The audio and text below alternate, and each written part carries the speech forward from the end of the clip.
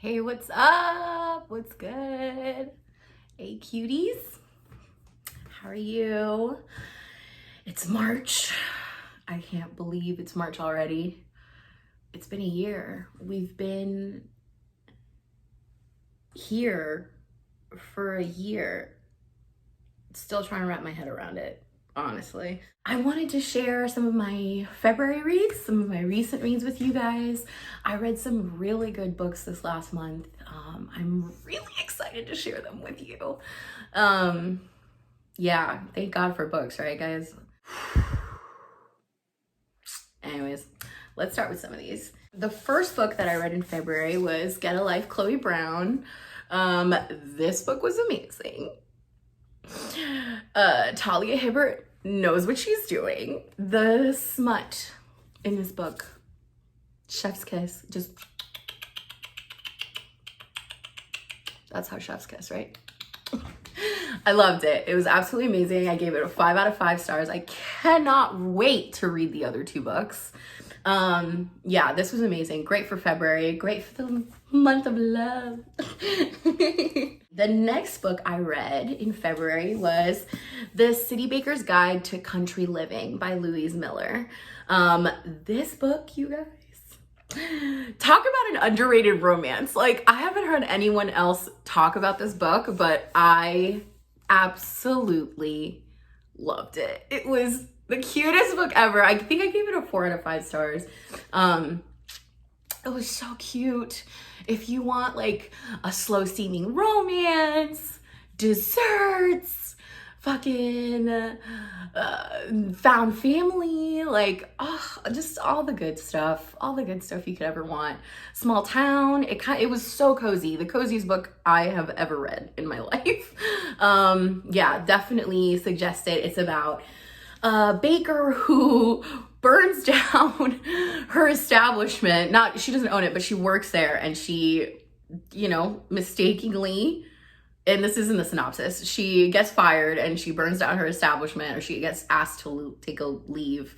And she gets a job in this tiny bakery in this small town. And then hilarity ensues. It's so cute. Next, I read Such a Fun Age by Kylie Reed.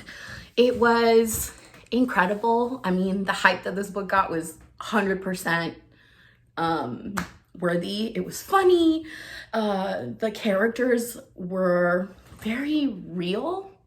Like, you could almost recognize them. That's how realistic they were. I loved the main character. She killed me. Amira is everything. It is, it can be a little bit of a hard read sometimes, just because some of the chapters, the performative activism in that book is hard to read through sometimes. It's just like, ooh, you missed it. It's a swing and a miss the whole time. Oh my God. But it was, I think, an important book to write, and it was a joy to read, for sure. Such a Fun Age, 5 out of 5 stars.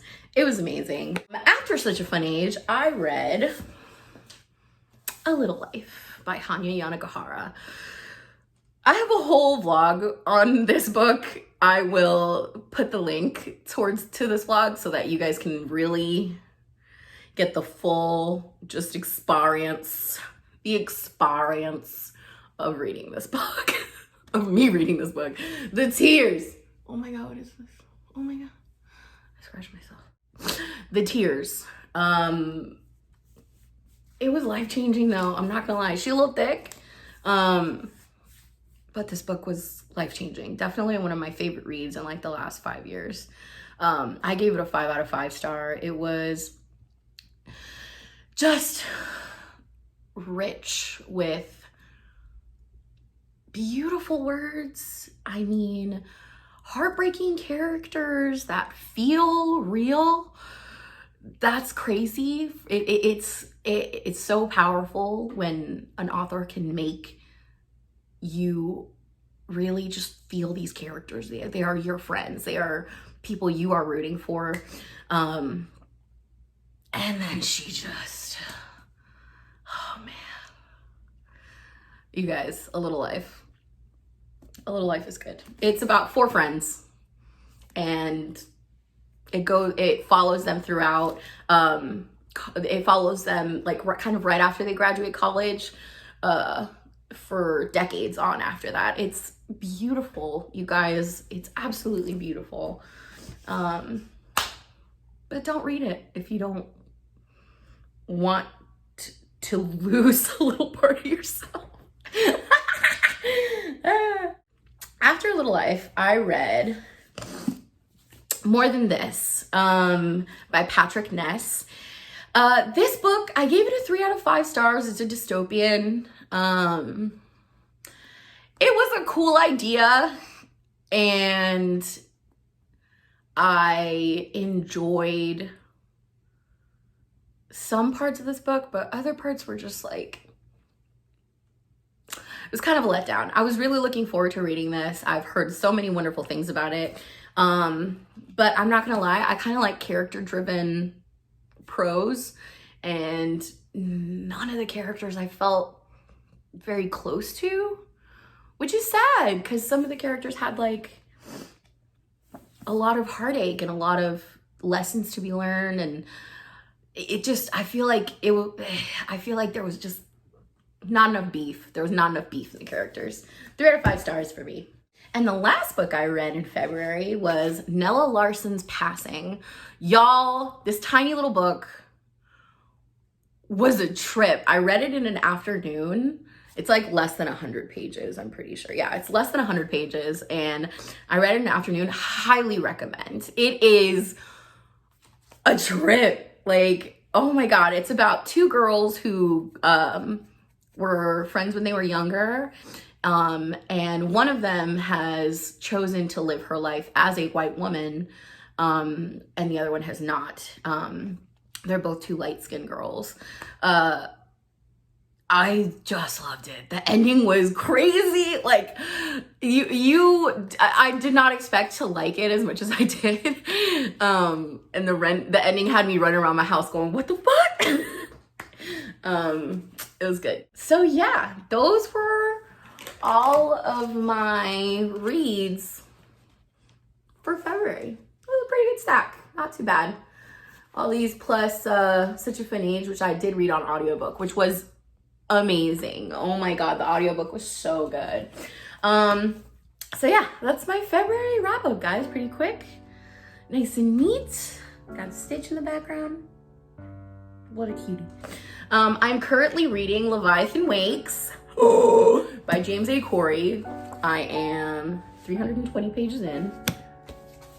It took me a minute, but you guys, I get sci-fi now. I get it. It's so good. Yeah, I'm really excited to share my books for March with you guys.